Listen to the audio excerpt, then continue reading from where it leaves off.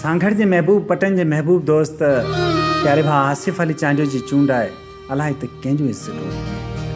न चांडो किन सां चाह रहियो आहे न ऊंधा आहिनि में अचबो हाणे न चांडो किन सां चाह रहियो आहे न ऊंधा आहिनि में अचबो हाणे तुंहिंजो जोबन तोखे परतो